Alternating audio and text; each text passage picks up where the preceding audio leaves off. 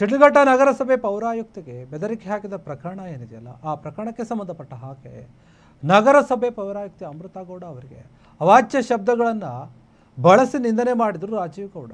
ಈ ರಾಜೀವ್ ಗೌಡ ನಿವಾಸದ ಮೇಲೆ ಈಗ ಪೊಲೀಸರು ದಾಳಿಯನ್ನು ಮಾಡಿದ್ದಾರೆ. ಬಂಧನದ ಭೀತಿಯಿಂದ ಪರಾರಿಯಾಗಿದ್ದಾರೆ ರಾಜೀವ್ ಗೌಡ. ಎಲ್ಲೂ ಕೂಡ ಕಾಣಿಸ್ಕೊಳ್ತಾ ಇಲ್ಲ. ಹಿಂದಿಗೇನೆ 10 ದಿನ ಆಯಿತು, ಅವರೆಲ್ಲೂ ಕೂಡ ಕಾಣಿಸ್ಕೊಳ್ತಾ ಇಲ್ಲ. ಅವರ ಸುಳಿವೇ ಸಿಗ್ತಾ ಇಲ್ಲ. ಈಗ ಪೊಲೀಸರು ಅವರ ಮನೆ ಮೇಲೆ ರೈಡ್ ಮಾಡಿದ್ದಾರೆ. ರಾಜೀವ್ ಗೌಡ ನಿವಾಸದ ಮೇಲೆ ಪೊಲೀಸರು ದಾಳಿ ಮಾಡಿರುವಂಥದ್ದು. ಬಂಧನದ ಭೀತಿಯಿಂದ ಬಚ್ಚಿಕೊಂಡಿದ್ರು. 10 ದಿನ ಆಯಿತು, ಹುಡುಕ್ತಾ ಇದ್ದಾರೆ ಪೊಲೀಸರು, ಎಲ್ಲ ಕಡೆ ಸಿಗ್ತಾ ಇಲ್ಲ. ಚಿಕ್ಕಬಳ್ಳಾಪುರ ಪೊಲೀಸರು ರಾಜೀವ್ ಗೌಡ ಮನೆಗೆ ಹೋಗಿದ್ದಾರೆ.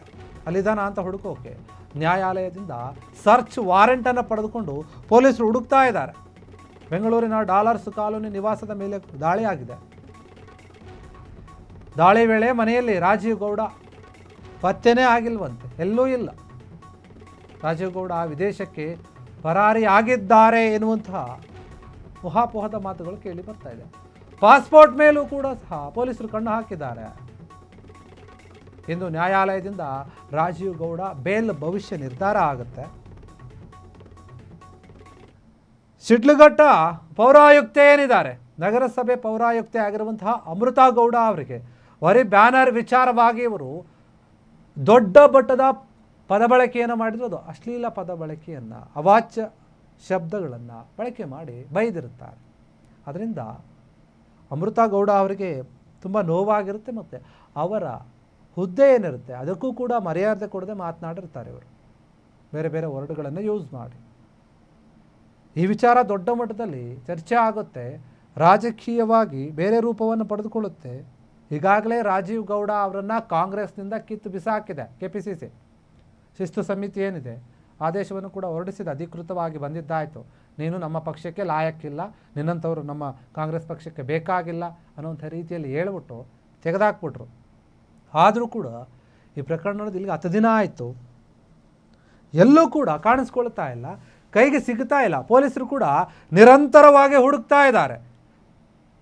ಆದರೆ ರಾಜೀವ್ ಗೌಡ ಮಾತ್ರ ಎಲ್ಲೂ ಸಿಗ್ತಾ ಇಲ್ಲ. ಬೇರೆ ದೇಶಕ್ಕೆ ಏನಾದರೂ ಹೋಗ್ಬಿಟ್ಟಿದ್ದಾರಾ ಅಂತ ಕೂಡ ಯೋಚನೆ ಮಾಡ್ತಾ ಇದ್ದಾರೆ.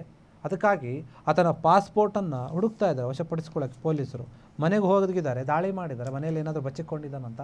ಮನೆಯಲ್ಲಿ ಕೂಡ ಇಲ್ಲ, ಆತನ ಸುಳಿವೇ ಇಲ್ಲ. ಎಲ್ಲೂ ಕೂಡ ಏನಾಗಿದ್ದಾನೆ ಎತ್ತ ಅಂತ ಒಂದು ಕೂಡ ಗೊತ್ತಾಗ್ತಾ ಇಲ್ಲ. ಏನೋ ರೋಷಾವೇಶವಾಗಿ ಬೈದ್ಬಿಟ್ಟ, ಹಾಗೆ ಹಿಂಗೆ ಅದು ಇದು, ನೀವೇನು ನಾವೇನು ಏನು ಮಾಡ್ಕೊಳ್ತೀರಾ, ನಾನೇನು ಗೊತ್ತಲ್ವಾ, ಬೇರೆ ಬೇರೆ ವರ್ಡ್ಗಳನ್ನೆಲ್ಲ ಯೂಸ್ ಮಾಡಿ ಮಾತನಾಡಿದ್ರು.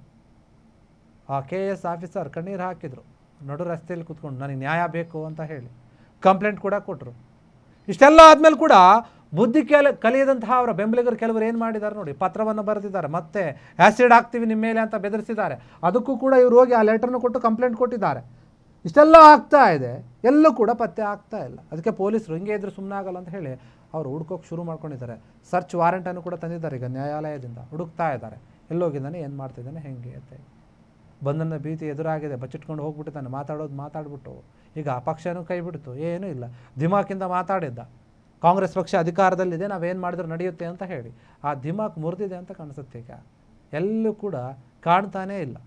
ಕ್ಷಣ ಕ್ಷಣದ ಸುದ್ದಿಗಳಿಗಾಗಿ ಫ್ರೀಡಂ ಟಿವಿ ಸಬ್ಸ್ಕ್ರೈಬ್ ಮಾಡಿ, ಲೈಕ್ ಮಾಡಿ ಹಾಗೂ ಫಾಲೋ ಮಾಡಿ. ಹೊಸ ಸುದ್ದಿಗಳ ನೋಟಿಫಿಕೇಶನ್ಗಾಗಿ ಬೆಲ್ ಐಕಾನ್ ಮೇಲೆ ಕ್ಲಿಕ್ ಮಾಡಿ.